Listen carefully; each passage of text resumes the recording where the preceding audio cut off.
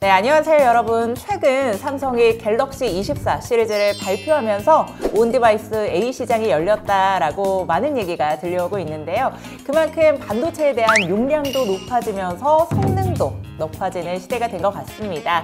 투자자들 사이에서는 이 반도체에 대한 관심이 뜨거운 것 같은데요. 퇴직연금에서도 반도체에 대한 투자를 많이들 하고 싶어 하시는 것 같아서 오늘은 반도체 관련 ETF에 대해서 이야기 나눠보는 시간 가져보도록 하겠습니다. 오늘은 김준호 부장님과 함께하도록 하겠습니다. 안녕하세요. 네, 안녕하세요. 네, 오늘도 너무 반갑습니다. 네. 네, 최근에 이 갤럭시 24 기사 많이 보셨죠? 네, 기사 많이 봤습니다. 네, 어떻게 생각하시나요? 저는 타사 제품을 쓰고 있긴 합니다만, 네. 혹시나 핸드폰 AI가 이제 개인의 손에 들어왔다는 측면에서는 굉장히 의미 있는 또 사건이 아닐까 싶습니다. 네, 이렇게 인공지능 최대 수혜 기업들이 점점 늘어나고 있는데요. 이 인공지능 산업에서도 최대 수혜가 또 반도체다 보니까 많은 투자자분들에서 이 관심이 뜨거워지는 것 같습니다. 이 때문인지 반도체 섹터에 투자할 수 있는 상품들도 워낙 많아져서 좀 어떤 상품을 투자해야 할지 고민이 많아지는 것 같아요. AI가 이끄는 반도체 시장, 이 성장 속도는 어떠할까요? 네, 말씀 주신 대로 작년 안에 반도체 관련들이 정말 많이 올랐는데요. 이 반도체 주가를 끌어올린 가장 강력한 모멘텀이 바로 말씀 주신 생성형 AI입니다. 생성형 AI로 인해서 글로벌 반도체 시장이 얼마나 가파르게 상승하고 있는지 직접적으로 확인할 수 있는 데이터가 바로 이 엔비디아의 실적 추이입니다. 엔비디아 들어보셨을 텐데 AI용 GPU 시장의 약 80% 이상을 차지하고 있는 독보적인 1위 기업이에요.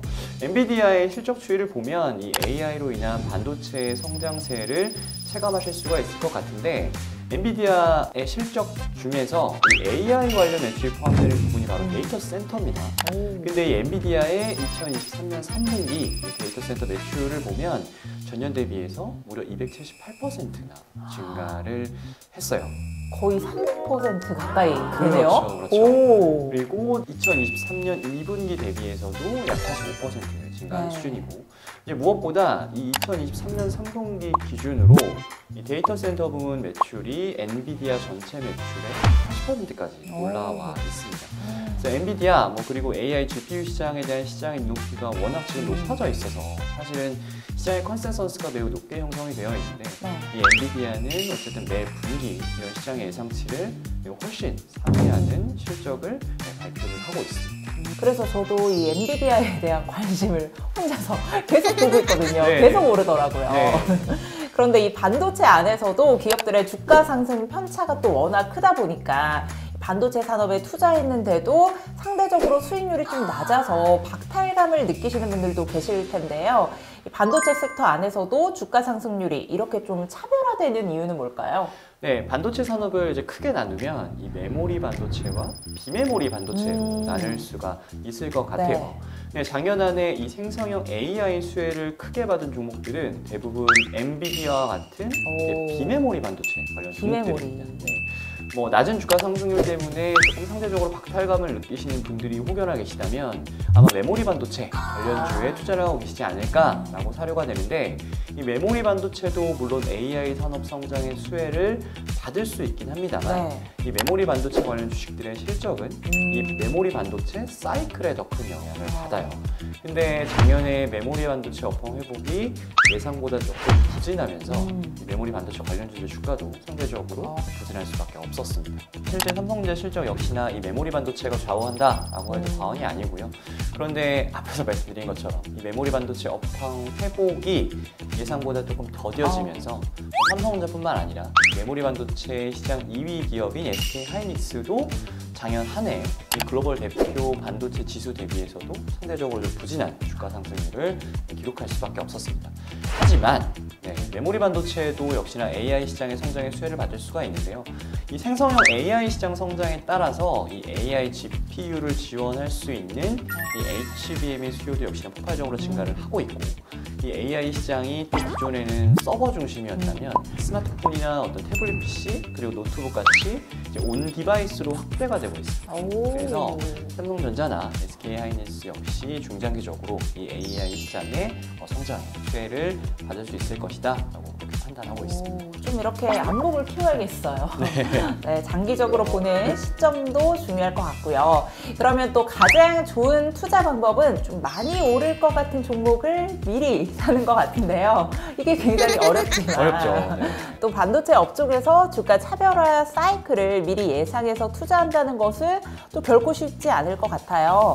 반도체를 장기적으로 투자하고 싶은 투자자분들에게 이렇게 하면 좀 비교적으로 편리하게 투자할 수 있다라고 추천이나 좀 조언을 해주신다면 어떤 게 있을까요? 반도체 관련주라고 해서 다 같은 반도체 관련주가 아니다라는 말씀을 드렸었는데 2023년의 사례처럼 이 반도체 산업 내에서 주가 차별화가 나타나는 경우가 있습니다. 그래서 반도체에 장기적으로 투자를 하고 싶다라고 하시면은 이 반도체 산업 전반을 아우를 수 있는 글로벌 반도체 ETF에 투자하는 것이 좋은 방법이라고 생각을 합니다. 에이스 ETF에도요, 이 글로벌 반도체 ETF가 있는데요. 바로 에이스 글로벌 반도체 탑4 플러스 솔렉티브. 솔렉티브. 네, 반도체 산업을 이제 크게 나누면 뭐 메모리 반도체, 비메모리 반도체, 그리고 반도체 장비, 파운드리 이렇게 네 가지 하위 섹터로 나뉠 수가 있는데 이 에이스 글로벌 반도체 탑4 플러스는 이 네 개 하위 섹터의 시가총액 1위 기업을 각 20%씩 총 80% 투자하는 ETF라고 보시면 됩니다. 굉장히 선택과 집중이 확실하게 되는 상품이다라는 네. 생각이 드는데요.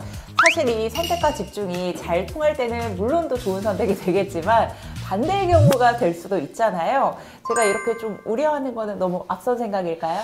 네, 4개 종목 비중이 포트폴리오에서 차지하는 비중이 80%이기 때문에 이 선택과 집중 전략의 어떤 역효과 이런 것들을 또 우려하실 수가 있을 것 같은데 단순히 시가총액이 높은 4개 종목을 80% 집중 투자하는 것이 아니고 네, 반도체 산업 내 하위 4개 부분의 시가총액 1위 기업에 20%씩 투자를 하는 거기 때문에 이 자체만으로도 반도체 섹터 내에서 골고루 투자하는 효과를 기대할 수 있습니다.